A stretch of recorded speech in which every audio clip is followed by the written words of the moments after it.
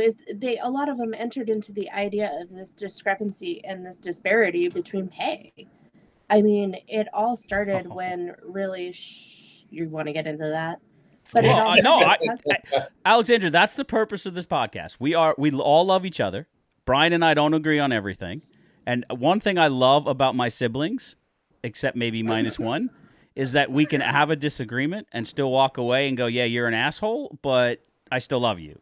Yeah. So that's the one thing I love about, the fact that you both are on this now, right? Tonight is great because we can argue, scream, yell, call each other names, and then we walk away and we still love each other. And that's the way it's supposed to be. But, I will have that argument over pay disparity in a heartbeat when it comes to WNBA or when it comes to soccer, women's versus men's, especially in the World Cup. I will absolutely have that discussion. And I'm not saying I'm 100% right. For it? There is no argument for it. That sure there is. Men deserve more? No, it's not that men deserve more. The pay is determined by the money that's brought in. And it all depends on how you look at it. If you look at it from a percentage standpoint, the women actually get paid a higher percentage of the money brought into women's soccer than the men do. And the men make more money, but they bring in a heck of a lot more money. But the only reason that the men bring in more money is because they have more availability and more sponsorships.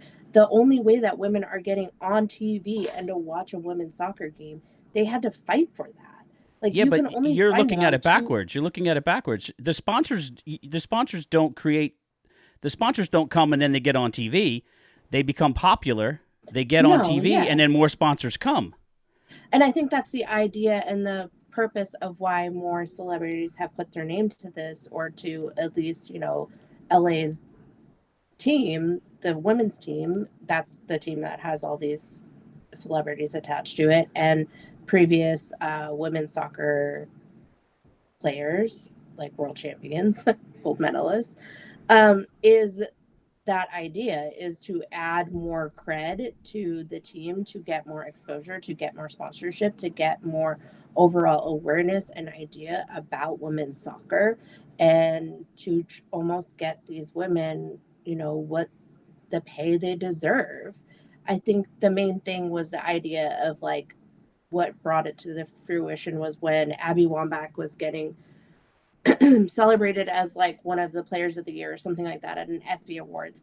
And on stage, she was on stage with LeBron James, I think it was, and Kobe Bryant. And she was getting honored in getting the same award as them. And the idea is that they're walking away with millions, gajillions of dollars, also in sponsorships, not even factoring that. And she was barely able to make rent and pay for housing and all of that stuff based off of what she was getting paid to play. Well, can I butt in for a second? Yeah, two things with that. I mean, we all know it's market driven. It's all about viewership. And of course. And Amy Wambach, well, you're looking at it. The problem is when the World Cup's coming around, it's a short period of time that they have it, so that they have to tape that. And you can sort of look at it where it's more about the fairism of what the men's national team is getting in terms of preparation for the World Cup or the Olympics versus the women's. That's where it comes in. The pay disparity comes down to that. I will say, though, the one area where women's sports should be paid more than men's sports when it comes to soccer on the national level is through soccer. And the proof is in the 2019 World Cup, viewership in the U.S., which is what we're just focusing on, is U.S. national absolutely. Versus the 2018 men's. It was 22% higher.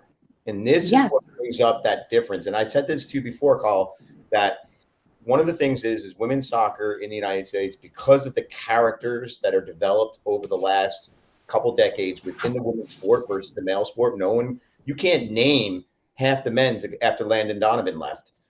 And now, but you can name 5 or 6 of these powerful women that are in the sport. And to me, that's where the disparity comes into effect, is the fact that they have the right to ask for this because they're not getting it. Now, when you go into the MLS version or you go into the local sports version, it's still minute, a niche in certain communities, like say Portland or other areas for that. And WNBA is still losing money, essence, to the NBA, and that they're up a little bit. But when you talk about women's soccer on the national level, they should be, if anything, making more than men's soccer because of the fact they're actually bringing in more viewership. And in that, but that was a one-off, bro. I mean, I'm not saying it's a one-off, but they brought in more viewership, the year after. But what about the viewership this year? So if you want to talk in viewership, the viewership was way down because they weren't playing well. So they had a great year in 2019, but so people watched. Not just a great year; they were consistently winning, and unfortunately, that when the veterans started retiring, and now you have Rapone that's going to retiring, you started seeing a change of the guard right now, and you're going to have a little down year. The U.S. It's the same way as like a building year for any other sport. They're still developing their team. They're having that change of guard where they're getting players that are retiring, like Megan Rapone and a couple of other ones that, quite frankly, are aged out. But the other thing that no one talks about is these women are middle-aged. You will never see a man playing a sport at the age that these women are, aside from Aaron Rodgers. And let's talk about what he looked like. Like, it is what it is. Like, they're in this sport for an extended period of time, significantly longer than a man is, where they age out. Women are in there the whole time. And there's I don't know. Yeah, but why is that? Why is there not younger women coming up taking their spotlight, which happens with the men? Is it because of lack of interest in women's soccer? Some of the women that are coming up now, they're not just as seasoned yet. The problem is that, and I think you're wrong, Alex, when you say that, because the 35 to 36, maybe close to 40 is not uncommon in almost every sport. Quarterbacks are going up higher. Offensive linemen. I mean, right now, tonight we watched the Philadelphia Eagles, and their center is in his high 30s right now, mid 30s. It's not uncommon in any sport, baseball, to have pitchers or players. Yeah, he's also been contemplating retirement for the past couple of years. Yeah, but he's still playing at a high level. He's still an all-pro. So he's still playing. Now, I will say, though, there's not as much opportunity for females outside of it, and since they don't make as much money, they can choose to retire. But I will say there also is no support for a female in a sport around the idea of family planning and support. She has to plan if she wants to start a family around her season. It's not about, there's no opportunities for that. It's like, I have to plan my life around this. That's not fair either. What is the solution to that? I mean, unfortunately, in that situation, men don't get pregnant. So it's like if a woman wants to start a family, there's a time frame that she gets pregnant and that she can't, be an athlete during that time because she's pregnant. So there's nothing. That's not a disparity issue as far as there's nothing. There's no quick fix to that. It's just a factor that plays in. No, there isn't. Of course not. Unless you're become a seahorse and you're a male and can have babies. Fact, if you didn't know that, I did actually know that. Okay. I love how the fact. I'm an Iken. I know everything. You don't know that? Well, I should have known. Yeah, I mean, I just think that there's a lot that factors into it, and unfortunately, I don't think it's going to change anytime soon. So I'm going to keep going. Let me ask this, Alex. You know who Bill Burr is? He's the comedian. Yes. Did you ever see his skit on women's sports in general? No, but I have a feeling, knowing him, I wouldn't like it. No, you wouldn't. But he makes a very good point. His point is the argument about building the sport and everything else. A lot of times, it's looking at men telling men or asking men to watch soccer, when in the reality is women themselves don't support women's sports. Men support men's sports. We watch some women's sports.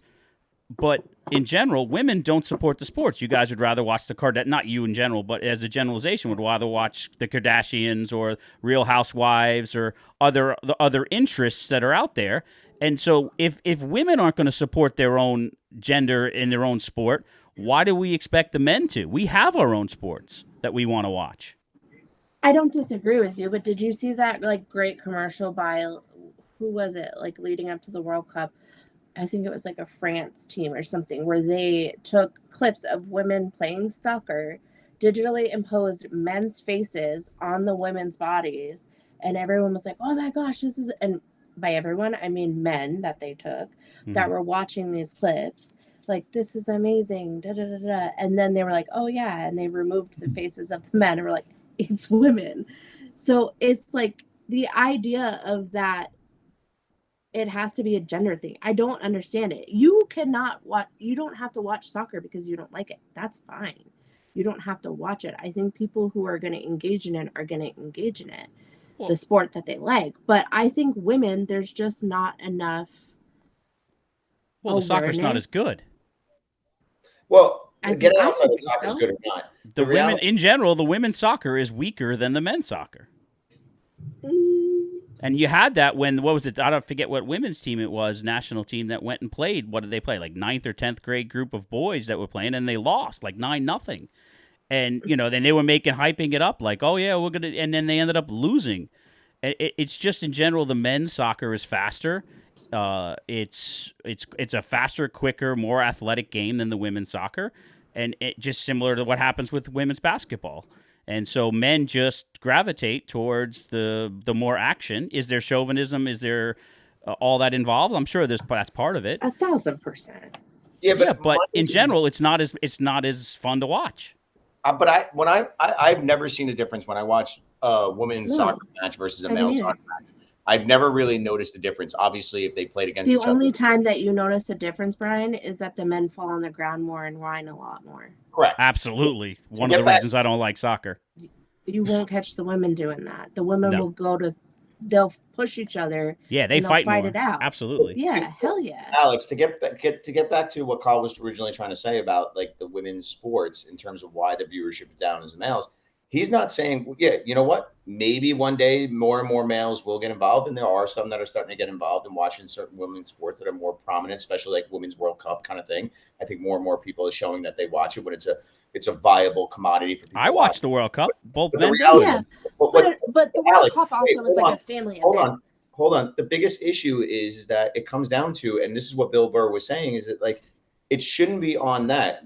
More female viewers will watch a male-dominated sport than they watch a female-dominated sport, and that's the issue. Is in terms of you want that sport to grow, then women need to start watching that sport, and maybe they'll drag the man along, and more guys will watch it. You can't just say, "Well, they're being chauvinistic and not watch it." Well, right now we're. I don't disagree with you, and I think that majority of women in this country are watching what their husbands are watching or watching what their partners are watching. It's not a choice of what they're picking or choosing. But it's also going to the games. Right. But it's or they choose not to watch. It's the idea of going to the game, and I don't know how to say this politely, but it's going to do and appease someone else's idea of fun.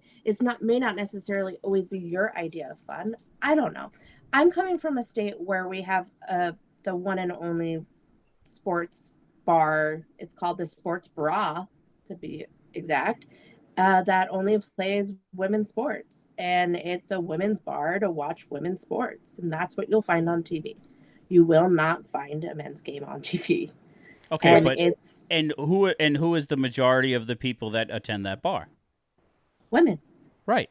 So, and that's great because in order for the women's sports in general to grow, it's going to require women to do so because men have so many sports. We're not going to kind of watch less of a men's sport that we've been around and has been much more entertaining for decades to watch in what my opinion and a lot of people's opinion is a lesser quality. I'm not saying it's not good, but a lesser quality of the sport. Yeah. And in the United States, soccer isn't that as popular. It's growing, but it's not that popular. So in the case of women's soccer, Americans already don't watch it, and then they're even less likely to watch a women's soccer.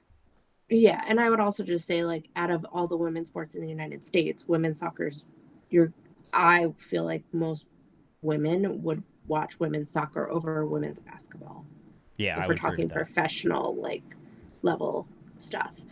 I don't disagree with that. I do think, like, women are the worst to women, right? Like, that's the idea, is we treat our own kind terribly. We're the harshest critics of each other, and that, I think, is the idea, and why there's a whole documentary on it. So if you really want to learn about the women's soccer movement and stuff like that, you can watch it. But the idea and why those celebrities came together, bought this team, and are doing that, and like why there's a lot of talk and discussion about buying the Portland teams because both Portland teams, the Timbers and the Thorns, are up for sale. And there's a big drive for women to buy the team, just like LA's team is a woman-owned team. And to have that more exposure and that celebrity attached to it, hopefully will bring more women to the game and watch the games. And hopefully as these younger generations are being raised by more feminists and openly,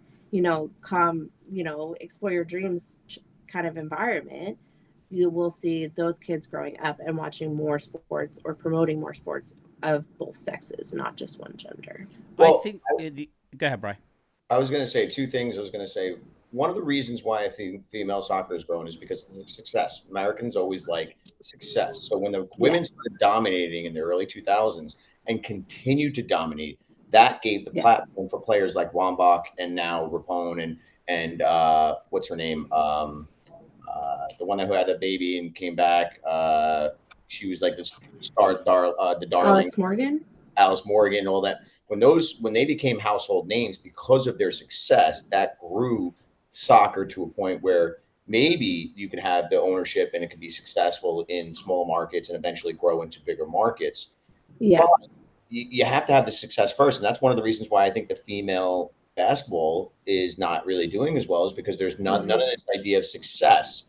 In New York, if the Liberty were competing like the Aces, or like, when they got their player, or like the Phoenix team, I forget what they're called, but they were competing like that and winning champions, they would be much bigger in New York, especially in New York when there's no other champions going on. But I also think it comes down to the time period they play.